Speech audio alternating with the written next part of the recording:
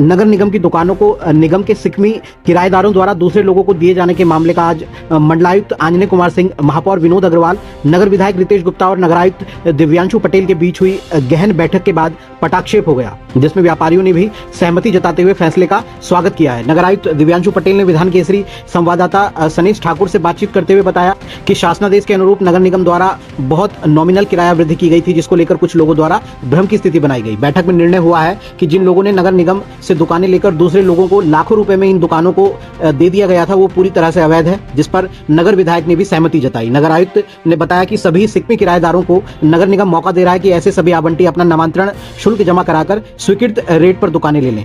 उन्होंने बताया कि वारिसान मामलों में भी आदेश लागू होगा। किराया वृद्धि पर बात करते हुए नगर आयुक्त ने बताया कि फिलहाल अन्य नगर निगमों के मुकाबले मुरादाबाद नगर निगम ने 1/3 किराया लेने का प्रस्ताव पास कराया है। उन्होंने ये भी बताया कि महानगर की पॉश मार्केटों जैसे सिविल लाइंस, पटेल मार्केट या बुद्ध बाजारों में 100-200 रुपए महीना किराया किसी भी दशा में स्वीकार्य नहीं है। ये सीधे तौर पर राजस्व की चोरी है, जिस पर शासन का कड़ा रुख है और निगम को ऐसे मामलों में निरंतर कार्रवाई की चेतावनी मिलती रहती है। नगर आयुक्त ने बताया कि इसमें महापौर और नगर विधायक का भी निगम को समर्थन मिला है। इसके अलावा नगर आयुक्त ने यह भी बताया कि व्यापारियों से जो 71 लाख के नामांतरण शुल्क की धनराशि मिलनी थी, उसमें 51 लाख की धनराशि व्यापारियों ने जमा भी करा दी है।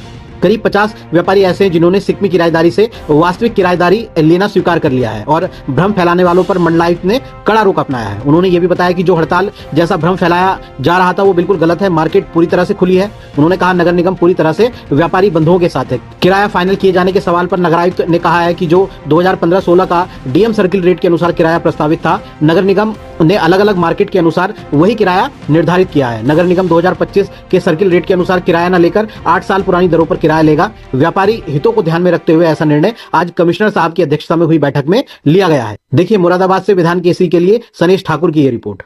सर, मुरादाबाद के कुछ व्यापारियों और नगर निगम को का विवाद दुकानों को लेकर के चला आ रहा है। बहुत टाइम से कुछ व्यापारी जो हैं इस चीज़ को लेकर प्रदर्शन भी कर रहे हैं। आज आपकी कमिश्नर साहब की और मेयर साहब की कोई मीटिंग वगैरह हुई है, तो क्या निष्कर्ष निकला उसमें?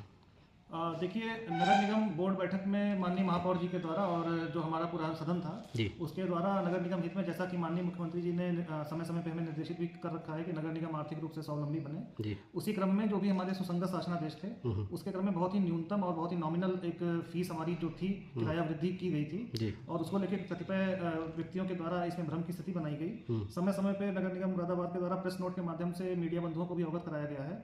आज इसी क्रम में माननीय विधायक जी, माननीय महापौर जी और आदरणीय मंडलायुक्त महोदय द्वारा मंडलायुक्त महोदय की अध्यक्षता में एक बैठक आयोजित की गई थी, जिसमें मैं भी था और उसमें माननीय विधायक जी ने भी इस बात पर सहमति जताई है कि जो सिकमी किराएदार हैं, यानी कि वो लोग जिन्होंने आवंटन लेकर और किन्हीं दूसरे लोगों को कई लाख रुपए में दुकानें दे दी हैं, वो सभी अवैध हैं।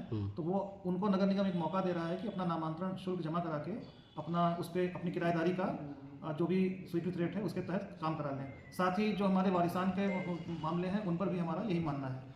किराया वृद्धि पर मुझे फिलहाल इतना ही कहना है कि बरेली, गाजियाबाद और अन्य नगर निगमों का रेट अगर कोई देखेगा और जो वहाँ की मार्केट का रेट है उसकी तुलना में 1/3 किराया इस समय मुरादाबाद नगर निगम ने प्रस्तावित किया है और वर्तमान में जो सिविल लाइन या पटेल मार्केट या बुद्ध बाजार जैसी प्रोमिनेंट मार्केट में 100 रुपये 200 रुपये किराया दर चल रही है, वो किसी भी रूप में स्वीकार्य नहीं हो सकती है। वो सीधे तौर पर राजस्व की चोरी है, टैक्स की चोरी है, जिस पर कि सरकार का बड़ा सख्त रुख है, शासन का बड़ा सख्त रुख है और शासन से हमें निरंतर कार्रवाई के लिए चेतावनी मिलती रहती है। इसमें हमें माननीय महापौर, माननीय विधायक जी का भी पूरा समर्थन प्राप्त हुआ है। साथ ही एक महत्वपूर्ण बिंदु ये भी मुझे बताना है कि जो करीब 71 लाख की राशि हमें नामांतरण शुल्क से मिलनी थी, उसमें से 51 लाख की राशि हमारे व्यापारी बंधुओं ने जमा कराई है। करीब 50 से ज़्यादा व्यापारी बंधुओं ने अपना नामांतरण या सिकमी किराएदारी से अपना ओरिजिनल किराएदारी लेना वो स्वीकार कर लिया है।